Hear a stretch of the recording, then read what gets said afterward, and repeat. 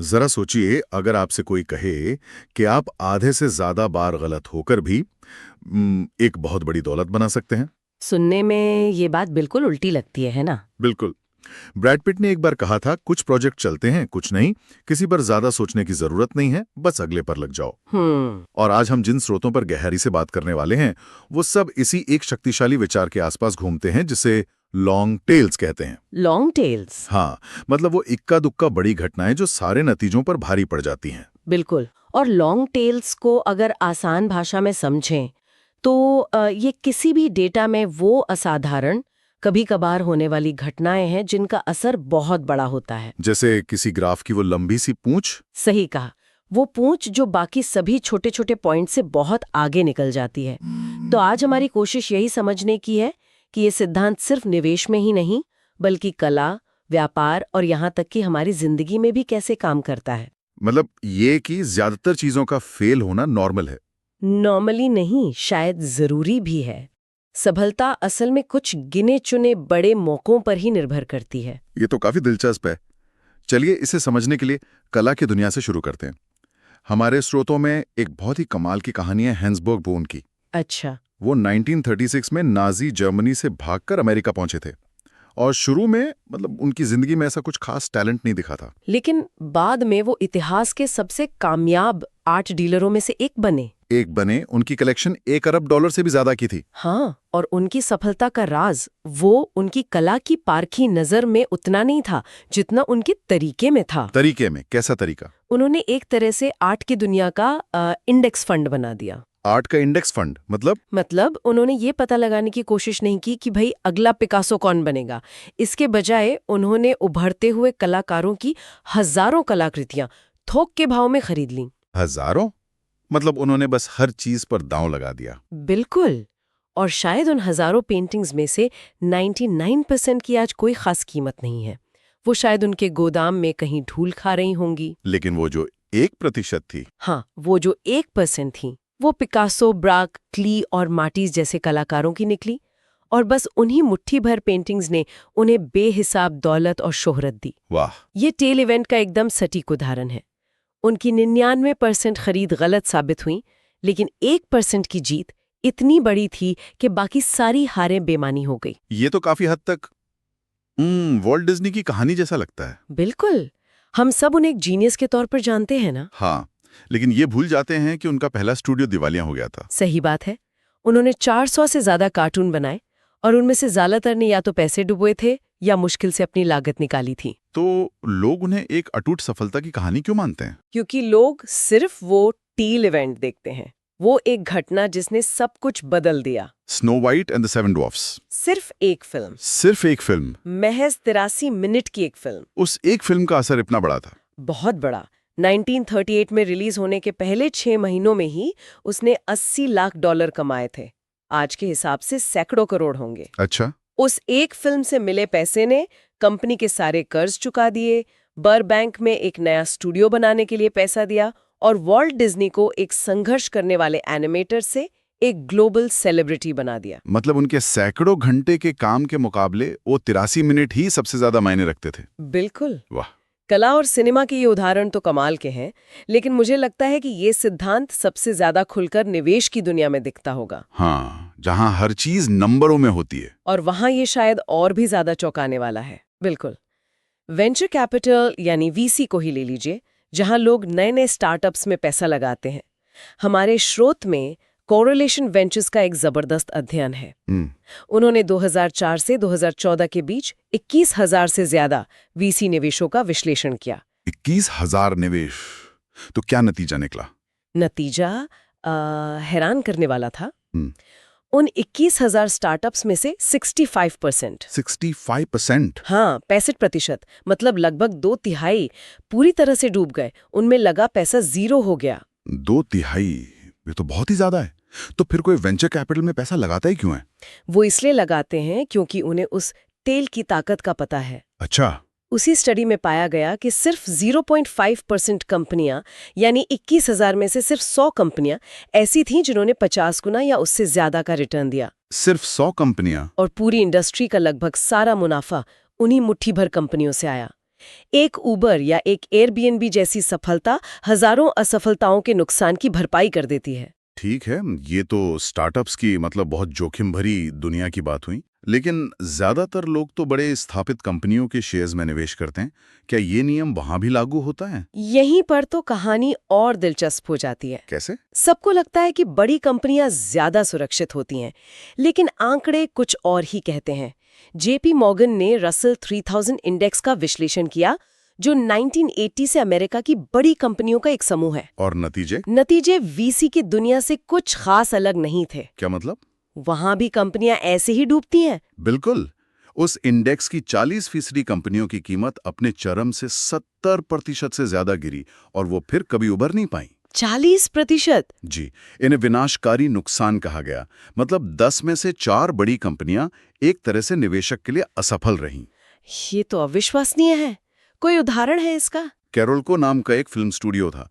उन्होंने रैम्बो और टर्मिनेटर 2 जैसी ब्लॉकबस्टर फिल्में बनाई। अरे हाँ, जबरदस्त फिल्में थी। 1991 में उनकी आमदनी $500 अरब थी। स्टॉक मार्केट में उनकी तूती बोलती थी। लेकिन कुछ बड़ी फिल्में फ्लॉप हुईं और 1996 तक वे दिवालिया हो गए। 5 साल में? हाँ, और ये कोई अनोखी कहानी नहीं है, ये आम है। एक मिनट, यहाँ एक विरोधाभास है। अगर 40% कंपनियां इस तरह तबाह हो गईं, तो फिर रसेल 3000 इंडेक्स 1980 से आज तक 73 गुना से ज्यादा कैसे बढ़ गया? ये तो गणित के हिसाब से मुमकिन नहीं लगता। यही तो टेल का जादू है। अच्छा। ये इसलिए मुमकिन हुआ क्योंकि इंडेक्स की सिर्फ 7% कंपनियों ने इतना असाधारण प्रदर्शन किया कि उनकी सफलता ने बाकी 93% कंपनियों की औसत या बुरी परफॉर्मेंस की भरपाई से कहीं ज्यादा कर दिया। सिर्फ 7% ने? हाँ, वो 7% कंपनियों हेन्सबर्ग रुइन के पिकासो या डिज्नी की स्नो वाइट जैसी थीं। माइक्रोसॉफ्ट, अमेजॉन, वॉलमार्ट, बस कुछ ही कंपनियों ने पूरे बाजार को ऊपर उठा दिया। तो इसका मतलब ये हुआ कि सिर्फ सही स्टॉक चुनना ही काफी नहीं है। अगर बाजार इतना उठापटक वाला है तो शायद हमारा व्यवहार ज्यादा मायने रखता है। मुझे नेपोलियन की एक बात याद आ रही है। उसने सैन्य प्रतिभा को परिभाषित करते हुए कहा, जीनियस वो है जो उस वक्त औसत काम कर सकता है जब उसके आसपास के सभी लोग पागल हो रहे हों। ये बात निवेश पर 100% लागू होती है। एक निवेशक की लंबी अवधि की सफलता इस पर कम निर्भर करती है कि वो हर रोज क्या करता है, और इस पर ज्यादा कि वो बाजार में मची भगदड़ और घबराहट के उन कुछ पलों में क्या करता है। उन टेल घटनाओं के दौरान? हाँ, उन पलों में आपका व्यवहार ही सब कुछ तय कर देता है। हमारे स्रोतों में से समझाने के लिए सू, जिम और टॉम की एक बेहतरीन कहानी है। अच्छा, बताइए। मान लीजिए तीनों 1900 से 2019 तक हर महीने स्टॉक मार्केट में $1 का निवेश करते हैं। सू बहुत सीधी है, वो बस पैसा लगाकर भूल जाती है, चाहे बाजार गिरे या चढ़े। हाँ, जिम थोड़ा डरपोक है। जैसे ही मंदी आती है वो डरकर अपना सारा पैसा भेज देता है और कैश में रख लेता है, और जब मंदी खत्म होती है तो वापस खरीद लेता है। और टॉम, तीसरा वाला? टॉम और भी ज्यादा सतर्क है। उसे पक्का यकीन करने में वक्त लगता है, तो वो मंदी शुरू होने के 6 महीने बाद बेचता है और मंदी खत्म होने के 6 महीने बाद वापस खरीदता है। तो अंदाजा लगाना है कि 119 साल बाद किसके पास सबसे ज्यादा पैसा होगा। बिल्कुल। कहानी के हिसाब से तो सू ही जीतनी चाहिए, पर क्या अंतर बहुत ज्यादा होता है? बहुत ज्यादा। सू के पास अंत में $4,35,551 होते हैं। अच्छा। जिम के पास $2,57,386 और टॉम, जो सबसे ज्यादा होशियार बनने की कोशिश कर रहा था, उसके पास सिर्फ $2,34,476। बाप रे, सू जिम से लगभग 75% ज्यादा अमीर है। हाँ, सिर्फ इसलिए कि वो बाजार के सबसे बुरे वक्त में टिकी रही। ये एक बहुत ही शक्तिशाली बिंदु है। 1900 से 2019 के बीच लगभग 1428 महीने थे, जिनमें से सिर्फ 300 के आसपास ही मंदी के थे। मतलब लगभग 22% समय। हाँ, तो सू सिर्फ इसलिए जीती क्योंकि वो उन 22% मुश्किल समय में शांत रही। कुछ महीनों के व्यवहार ने 1 सदी से ज्यादा के नतीजों को तय कर दिया। और आप घबराकर बाहर निकल गए तो आप खेल से ही बाहर हो जाते हैं। बिल्कुल। आपका ज्यादातर रिटर्न बाजार के सबसे अच्छे कुछ दिनों में आता है, जो अक्सर सबसे बुरे दिनों के ठीक बाद आते हैं। तो अगर हम ये मान लें कि असाधारण सफलता इन टेल से आती है, तो इसका मतलब तो ये भी हुआ कि असफलता सामान्य होनी चाहिए। सामान्य ही नहीं, बल्कि जरूरी भी है। महान निवेशक पीटर लिंच ने कहा था, अगर आप इस बिजनेस में शानदार हैं तो आप 10 में से 6 बार सही होते हैं। सिर्फ 6 बार। ये तो किसी स्कूल के एग्जाम में सी ग्रेड जैसा है। बिल्कुल। और आज के सबसे सफल लीडर इस गणित को बहुत अच्छे से समझते हैं। अमेज़न का फायर फोन एक बहुत बड़ी विफलता थी, है ना? हाँ, बहुत बड़ी। जब जेफ बेजोस से इस बारे में पूछा गया तो जानते हो उन्होंने क्या कहा? क्या कहा? यही कि हम दोबारा ऐसी गलती नहीं करेंगे। नहीं, उन्होंने कहा अगर आपको लगता है कि ये एक बड़ी विफलता है तो हम अभी इससे भी बड़ी असफलताओं पे काम कर रहे हैं, और मैं मजाक नहीं कर रहा हूँ। एक मिनट, क्या कोई सीईओ जानबूझकर बड़ी असफलताओं पर काम क्यों करेगा? ये तो पागलपन है। ये पागलपन नहीं है, ये सोची समझी रणनीति है। वो जानते हैं कि फायर फोन जैसी 10 असफलताओं की भरपाई Amazon वेब सर्विसेज यानी AWS जैसी एक टेल सफलता कर सकती है। अच्छा। यही बात नेटफ्लिक्स के सीईओ रीड हेस्टिंग्स ने कही। उन्होंने कहा हमारी हिट रेट अभी बहुत ज्यादा है, हमें और ज्यादा जोखिम लेना होगा। हिट रेट ज्यादा होना तो अच्छी बात है। नहीं, उन्होंने आगे कहा हमें और ज्यादा पागलपन भरी चीजें आजमानी होंगी, क्योंकि हमारी रद्द करने की दर ज्यादा होनी चाहिए। वो कह रहे थे कि अगर हमारे सारे शो हिट हो रहे हैं तो इसका मतलब हम सुरक्षित दांव खेल रहे हैं और शायद अगला स्ट्रेंजर थिंग्स जैसा शो मिस कर रहे हैं। ये सुनकर तो मुझे कॉमेडियन क्रिस रॉक का उदाहरण याद आ गया। बताइए। जब हम नेटफ्लिक्स पर उनका 1 घंटे का स्पेशल देखते हैं तो वो एकदम परफेक्ट लगता है, हर जोक निशाने पर। हमें लगता है ये आदमी तो पैदा ही जीनियस हुआ है। हाँ, लेकिन हम पर्दे के पीछे की कहानी नहीं देखते। बिल्कुल।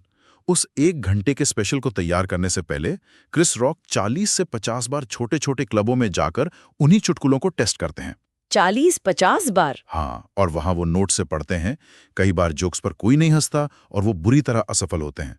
एक रिपोर्टर ने बताया कि कैसे वो मंच पर ही अपने नोट्स पलट रहे थे और कह रहे थे, मुझे इनमें से कुछ काटने पड़ेंगे। तो जो हमें नेटफ्लिक्स पर दिखता है वो सैकड़ों असफल कोशिशों से निकली हुई एक सफल टेल है। सही बात है। हम उन 99% चुटकुलों को कभी नहीं देखते जो किसी को हंसा नहीं पाए। और यही बात दुनिया के सबसे बड़े निवेशक वॉरेन बफेट पर भी लागू होती है। हाँ, हम उन्हें ऐसे देखते हैं जैसे वो कभी गलत हो ही नहीं सकते। बिल्कुल। लेकिन 2013 में उन्होंने खुद बताया कि उन्होंने अपनी जिंदगी में 400 से 500 स्टॉक खरीदे हैं। 400 से 500? जी, लेकिन उनकी ज्यादातर दौलत सिर्फ 10 निवेशों से आई है। सिर्फ 10 से? हाँ, उनकी पार्टनर चार्ली मंगर ने तो यहाँ तक कहा कि अगर आप बर्कशायर हैथवे के कुछ सबसे अच्छे निवेशों को हटा दें तो उनका रिकॉर्ड काफी औसत दर्जे का है। ये सोचना ही कितना अलग है। हम इन लोगों को ऐसे देखते हैं जैसे इनके पास कोई जादुई शक्ति है, लेकिन सच तो यह कि वो भी शायद उतनी ही बार गलत होते हैं जितनी बार हम और आप। बिल्कुल। फर्क सिर्फ इतना है कि जब वो सही होते हैं तो वो बहुत बड़े पैमाने पर सही होते हैं। हाँ। और इससे हमें अपनी असफलताओं को एक नए नजरिए से देखने में मदद मिलती है। जब हमारा कोई आइडिया फेल होता है या हमारा कोई निवेश डूबता है तो हमें लगता है कि हम कुछ गलत कर रहे हैं। हाँ, लगता है ये हमसे ही कोई गलती हुई है। लेकिन ये स्रोत बताते हैं कि शायद हम भी उन मास्टर्स की तरह ही अक्सर गलत हो रहे हैं। सफलता कुछ सही फैसलों का नतीजा है, न कि गलत फैसलों की गैर मौजूदगी का। तो आज की इस पूरी चर्चा का सार क्या है? मुझे लगता है कि ये जॉर्ज सोरोस की एक मशहूर उदाहरण में छिपा है। कौन सा? ये महत्वपूर्ण नहीं है कि आप सही हैं या गलत, बल्कि ये है कि जब आप सही होते हैं तो कितना पैसा कमाते हैं और जब आप गलत होते हैं तो कितना खोते हैं। बहुत गहरी बात है। आप आधे से ज्यादा समय गलत होकर भी एक बड़ी दौलत बना सकते हैं, बशर्ते आपकी कुछ जीत आपकी सारी हार पर भारी पड़ जाए। ये एक बहुत शक्तिशाली विचार है, और इसे खत्म करने के लिए चलिए एक अंतिम और भी बड़ी तस्वीर पर सोचते हैं। जरूर। हमारी आकाशगंगा में अनुमान के मुताबिक 100 अरब से ज्यादा ग्रह हैं। 100 अरब? होना, इस बातचीत को करना, ये अपने आप में ही सबसे लंबा और सबसे अविश्वसनीय टेल इवेंट है जिसकी हम कल्पना कर सकते हैं।